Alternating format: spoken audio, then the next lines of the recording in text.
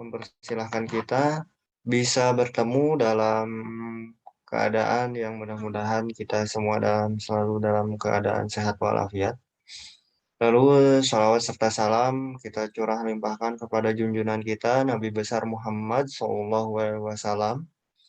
Mudah-mudahan kita selalu bisa untuk meneladani sikap, perilaku, dan ucapan yang dilakukan oleh beliau. Dan mudah-mudahan kita semua bisa dianggap menjadi ataupun diakui menjadi umatnya. Gitu. Baik, selamat datang para pemimpin masa depan. Selamat bergabung untuk mempelajari PPKN. Nah, sebelum kita mulai, Bapak akan men-share slide-nya terlebih dahulu.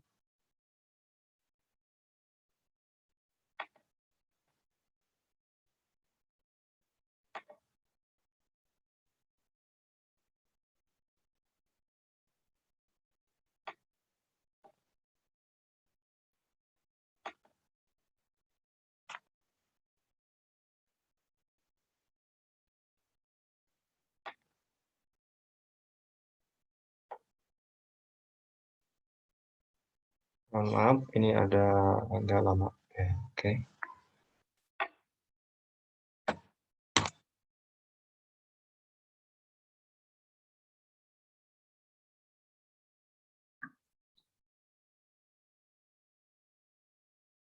Nah, baik. Dalam pembelajaran kali ini, kita akan mempelajari tentang nilai-nilai Pancasila dalam kerangka praktik penyelenggaraan pemerintahan negara. Nah, pada bab ini kalian itu akan diajak untuk menyelami penyelenggaraan kekuasaan pemerintahan negara berdasarkan Undang-Undang Dasar Republik Indonesia tahun 1945. Mari kita mulai. Sebelum kita mulai, Bapak tidak akan lupa untuk tetap mengingatkan kepada kalian aturan main di pembelajaran PPKN. Yang pertama, kalian harus mengikuti Zoom meeting 1 bulan sekali tiap minggu pertama setiap bulan, lalu mengerjakan tugas tiap 1 bulan sekali di tiap minggu kedua setiap bulan, lalu mengisi absensi 1 bulan sekali via Google Form di akhir setiap Zoom meeting.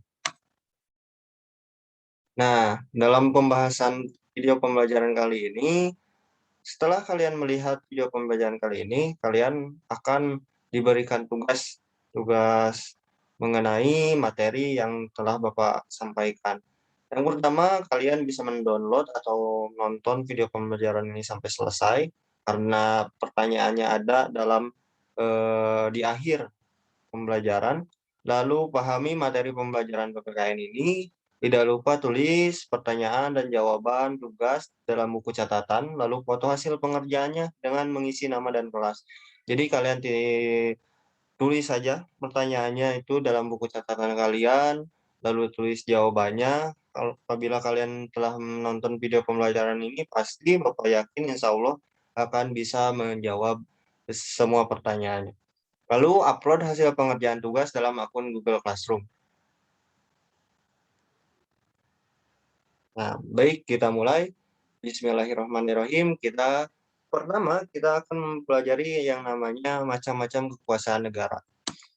Nah, dalam macam-macam kekuasaan negara itu, kita akan merujuk kepada salah satu ilmuwan, yaitu menurut John Locke, sebagaimana dikutip oleh Asti Rianto dalam bukunya yang berjudul Negara Kesatuan, konsep, asas, dan aplikasinya tahun 2006 di halaman 273, kekuasaan negara itu dapat dibagi menjadi 3 kekuasaan, yaitu yang pertama kekuasaan legislatif, yaitu kekuasaan yang untuk membuat atau membentuk undang-undang.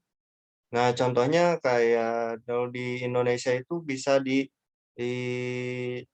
dianalogikan bahwasanya legislatif itu adalah Dewan Perwakilan Rakyat. Lalu yang kedua ada kekuasaan eksekutif, yaitu kekuasaan yang melaksanakan undang-undang, termasuk kekuasaan yang mengadili setiap pelanggaran terhadap undang-undang. Nah, menurut kajian John Locke, bahwasanya eksekutif itu bukan hanya presiden ataupun pemimpin-pemimpin kepala negara, akan tetapi juga istilahnya, lembaga-lembaga yang untuk mengadili pelanggaran terhadap undang-undang. Lalu yang ketiga adalah kekuasaan federatif, yaitu kekuasaan untuk melaksanakan hubungan luar negeri. Nah, di sini, John Locke menganalogikan kekuasaan itu dalam suatu negara itu hanya ada 3. Yang pertama legislatif, yang tadi contohnya kayak parlemen, lalu eksekutif itu adalah pemerintahannya, dan, eee lembaga yang untuk mengadili setiap pelanggaran, lalu yang ketiga, kekuasaan federatif, yaitu kekuasaan untuk melaksanakan hubungan luar negeri. Nah, akan tetapi bukan hanya John Locke dalam dalam ilmu kekuasaan negara, ada juga yang namanya ilmuwan bernama Montesquieu, sebagaimana dikutip oleh Stimbrianto dalam bukunya yang berjudul Negara Kesatuan, Konsep Asas dan Aplikasinya, tahun 2006 di halaman 273. Montesquieu membagi, pemerintahan itu menjadi 3, yaitu yang pertama kekuasaan legislatif, yaitu kekuasaan untuk membuat atau membentuk undang-undang, contohnya apa di Indonesia? DPR. Lalu kekuasaan eksekutif, yaitu kekuasaan untuk melaksanakan undang-undang, apa? Presiden dan para menterinya. Lalu kekuasaan yudikatif, yaitu kekuasaan untuk mempertahankan undang-undang, termasuk kekuasaan untuk mengadili setiap pelanggaran terhadap undang-undang. Contohnya apa yang ada di Indonesia? Yaitu Mahkamah Agung. Nah, di sini kekuasaan di Indonesia itu lebih condong kepada aliran Montesquieu, karena dapat dilihat dari susunan kekuasaan negara sesuai dengan Amandemen keempat Undang-Undang 1945, Undang-Undang Dasar 1945. Dapat dilihat ya, susunan, eee, lembaga negara Republik Indonesia sebelum amandemen dapat kita lihat bahwasanya ada yang namanya DPR, Presiden, BPK, DPA, dan Mahkamah Agung. Di sini DPR itu adalah Dewan Perwakilan Rakyat, yaitu untuk membentuk undang-undang. Lalu yang kedua ada Presiden, artinya apa yang melaksanakan undang-undang. Lalu BPK yang secara tugasnya atau fungsinya adalah mengaudit keuangan semua semua lembaga negara. Lalu DPA, Dewan Pertimbangan Agung, yaitu untuk memberikan memberikan nasihat-nasihat ataupun pandangan-pandangan terhadap kemajuan para lembaga-lembaga negara di Indonesia, serta ada Mahkamah Agung. Itu apa artinya? Mahkamah Agung itu untuk membentuk suatu negara yang bisa mengadili, pelanggaran-pelanggaran yang melanggar aturan-aturan undang-undang ataupun aturan negara. Kan tetapi setelah ada amandemen ataupun perubahan terhadap Undang-Undang Dasar, dapat dilihat susunan lembaga negara Indonesia itu ada menjadi BPK, di situ ada yang hilang, ada ya juga yang istilahnya bertambah. Contohnya apa? Di situ tetap BPK tetap ada, lalu DPR di sini lebih kepada menurun ya, bobotnya, akan tetapi tetap di situ ada, yaitu membentuk suatu undang-undang, akan tetapi yang di atasnya itu adalah MPR. MPR artinya apa? Majelis Permusyawaratan Rakyat. Nah, MPR ini terbentuk dari, anggota-anggota DPR ditambah dengan anggota-anggota DPD atau Dewan, Perwakilan Daerah. Kalau DPR melalui yang namanya partai politik, pemilihan umum yang, disokong oleh atau didukung oleh partai politik, sedangkan DPD itu adalah perseorangan. Perseorangan, beliau itu adalah mewakili daerahnya, akan tetapi dia secara independen mengajukan diri untuk membantu ataupun mewakili suara-suara di daerahnya. Lalu ada presiden dan wakil presiden beserta jajarannya, kabinetnya, kementeriannya, pembantu-pembantu presiden yaitu menteri-menteri. Lalu di sini bahkan ada yang namanya bukan hanya MA ya, kalau di atas ada Mahkamah Agung, sedangkan di sini ada Mahkamah Konstitusi dan ditambah dengan Komisi Yudisial, yaitu Komisi Yudisial. Nah, di sini Mahkamah Konstitusi itu untuk apa sih tugasnya? Yaitu untuk meluruskan peraturan-peraturan undang-undang yang dirasa bertentangan dengan Undang-Undang Dasar. Karena kita memiliki konstitusi yaitu Undang-Undang Dasar Negara Republik Indonesia tahun 1945, maka aturan-aturan di bawahnya itu tidak boleh bertentangan dengan konstitusi atau Undang-Undang Dasar. Nah, makanya dibentuklah Mahkamah Konstitusi. Dan tugas Mahkamah Agung tetap sama, yaitu untuk mengadili para pelanggar undang-undang, dan Komisi Yudisial itu adalah mengawasi. Tugasnya itu mengawasi bagaimana sih kerjaannya para hakim-hakim di Mahkamah Agung, hakim-hakim agung ini agar bisa tetap memberikan keadilan bagi masyarakat dan hukum itu berjalan dengan sebaik-baiknya. Nah, di sini dapat dilihat ya, biasanya lebih condong kepada Montesquieu. Kenapa? Karena eksekutif diwakili oleh presiden dan wakil presiden beserta jajaran-jajarannya, legislatif oleh MPR, lalu yudikatif diwakili oleh Mahkamah Konstitusi, Mahkamah Agung, dan Komisi Yudisial, serta lembaga pemeriksa keuangan yang diwakili oleh Badan Pemeriksa Keuangan tetap, yaitu untuk mengaudit ataupun memeriksa keuangan agar keuangan negara ini tetap dapat memberikan kesejahteraan bagi masyarakat. Nah, di sini adapun konsep kekuasaan di Indonesia, apa sih sebenarnya konsep pemisahan dan pembagian kekuasaan itu? Nah, di sini ada ilmuwan negara kita, yaitu Muhammad Kusnardi dan Hermali Ibrahim dalam bukunya yang berjudul Pengantar Hukum Tata Negara tahun 1983 halaman 140 menyatakan bahwa istilah pemisahan kekuasaan atau separation of powers dan pembagian kekuasaan division of power merupakan dua istilah yang memiliki pengertian berbeda satu sama lain. Perbedaannya kayak gimana sih? Artinya, pemisahan kekuasaan itu berarti kekuasaan negara itu terpisah-pisah dalam berbagai bagian, baik mengenai organnya maupun fungsinya. Dengan kata lain, lembaga pemegang kekuasaan negara yang meliputi lembaga legislatif, eksekutif, yudikatif merupakan lembaga yang terpisah satu sama lainnya, berdiri sendiri tanpa memerlukan koordinasi dan atau kerjasama. Setiap lembaga menjalankan fungsinya masing-masing. Contoh negara yang menganut mekanisme pemisahan kekuasaan adalah Amerika Serikat. Nah, lalu yang kedua, mekanisme pembagian kekuasaan. Kekuasaan negara itu memang dibagi-bagi dalam beberapa bagian, seperti yang hampir sama, yaitu legislatif, eksekutif, yudikatif, tetapi tidak dipisahkan. Ingat ya, kalau pemisahan itu dipisah, tidak harus koordinasi, tidak harus bekerja sama, akan tetapi kalau di dalam pembagian kekuasaan itu membawa konsekuensi bahwa di antara bagian-bagian itu dimungkinkan adanya koordinasi ataupun kerjasama. Mekanisme pembagian ini banyak sekali dilakukan oleh banyak negara di dunia, termasuk Indonesia. Agar supaya gimana sih? Supaya kekuasaan itu dapat mewujudkan keseluruhan kekuasaan itu dapat mewujudkan keadilan sosial bagi seluruh rakyat Indonesia. Begitu. Nah, mekanisme pembagian kekuasaan di Indonesia diatur sepenuhnya dalam Undang-Undang Negara Republik Indonesia tahun 1945. Nah, penerapan pembagian kekuasaan di Indonesia terdiri atas dua bagian, yaitu pembagian kekuasaan secara horizontal, artinya apa? Sejajar, lalu pembagian kekuasaan secara vertikal, artinya apa? Dari atas ke bawah.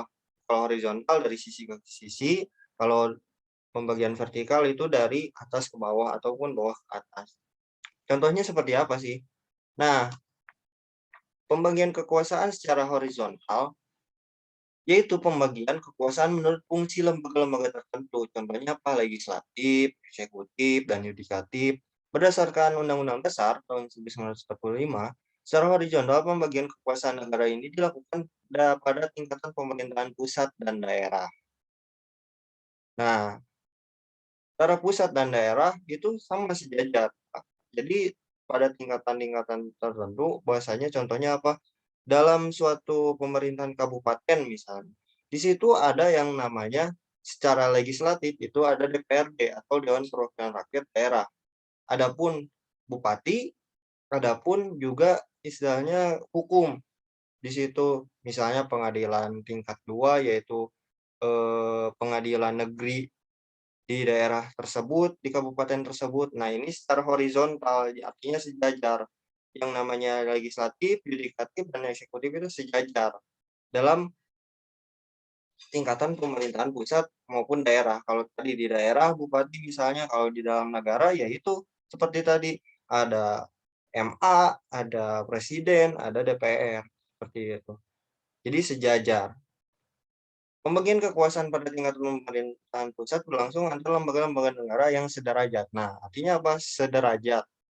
Nah, seperti itu. Pembagian kekuasaan pada pemerintahan pusat mengalami pergeseran setelah terjadinya perubahan Undang-Undang Dasar. Pergeseran yang dimaksud adalah pergeseran klasifikasi kekuasaan negara, yang umumnya terdiri dari 3 jenis kekuasaan negara menjadi 6 kekuasaan negara, yaitu diantaranya apa aja sih? Nah, di sini adanya 6 kekuasaan negara karena semakin berkembangnya bukan hanya 3 lembaga negara itu adanya kekuasaan itu hanya dibagi 3 yaitu legislatif, eksekutif, yudikatif, akan tetapi berkembang semakin ke sini karena semakin modern, artinya apa? 6 kekuasaan negara secara konstitutif, artinya apa contohnya? Ya itu tadi Mahkamah Konstitusi yang untuk bertugasnya untuk, aturan-aturan negara di bawahnya itu tidak boleh bertentangan dengan konstitusi kita, yaitu Undang-Undang Dasar. Lalu ada kekuasaan eksekutif, ya jelas itu presiden, wakil presiden, beserta menteri-menterinya. Lalu kekuasaan legislatif kita tahu sendiri tadi terdiri dari MPR, MPR itu terdiri dari DPR dan DPD. Lalu kekuasaan yudikatif, kekuasaan kehakiman misalnya, contohnya apa? Ya seperti tadi, adanya Mahkamah Agung. Lalu kekuasaan eksaminatif atau inspektif, yaitu memeriksa, contohnya apa? BPK, Badan Pemeriksa Keuangan. Lalu kekuasaan moneter, moneter itu seperti apa? Contohnya Bank Indonesia, Kementerian Keuangan, ataupun lain sebagainya. Nah, pembagian kekuasaan secara vertikal. Nah, bisa kalian lihat pembagian kekuasaan secara vertikal merupakan pembagian kekuasaan menurut tingkatnya, yaitu pembagian kekuasaan antara beberapa tingkatan pemerintahan. Pasal 18 ayat 1 Undang-Undang Dasar Negara Republik Indonesia tahun 1945 menyatakan bahwa Negara Kesatuan Republik Indonesia dibagi atas daerah-daerah provinsi, dan daerah provinsi itu dibagi atas kabupaten dan kota. Yang tiap-tiap provinsi, kabupaten, dan kota itu mempunyai kekuasaan pemerintahan daerah yang diatur dengan undang-undang. Nah, seperti itu. Pembagian kekuasaan secara horizontal itu ya seperti tadi, bahasanya kalau secara vertikal yaitu dari pusat, dari presiden, contohnya apa, tingkatannya ke lebih bawah yaitu gubernur, dan makin bawah lagi yaitu bupati ataupun wali kota, ataupun nanti ke bawah lagi kecamatan, bawah lagi ada kelurahan ataupun desa, bawah lagi RW, di bawah lagi RT, dan pada akhirnya apa, dari kepala rumah tangga kita masing-masing, seperti itu. Nah, setelah kita mempelajari berbagai macam kekuasaan, ada juga hal penting yang harus kalian pelajari, yaitu tentang kedudukan fungsi Kementerian Negara Republik Indonesia dan lembaga pemerintahan non-kementerian. Bagaimana sih itu? Nah, keberadaan Kementerian Negara Republik Indonesia diatur tegas dalam pasal 17, yaitu menyatakan presiden dibantu oleh menteri-menteri negara, menteri-menteri itu diangkat oleh dan diberhentikan oleh presiden. Setiap menteri membidangi urusan tertentu dalam pemerintahan, pembentukan, pengubahan, dan pembubaran kementerian negara diatur dalam undang-undang. Nah, fungsi dari kementerian negara yaitu apa? Perumusan, penetapan, dan jalannya kebijakan pada bidangnya. Contohnya apa? Dalam bidang ekonomi ya tentu Kementerian Keuangan di situ, Kementerian Kesejahteraan di situ. Itu membuat apa sih? Merumuskan, menetapkan aturan, ataupun menetapkan bagaimana sih jalannya kebijakan itu dalam bidang tertentu itu supaya bisa dirasakan manfaatnya bagi rakyat. Melakukan pengelolaan barang, kekayaan negara yang menjadi tanggung jawabnya, melakukan pengawasan terhadap jalannya tugas di bidangnya, dan melaksanakan aktivitas teknis dari pusat hingga daerah.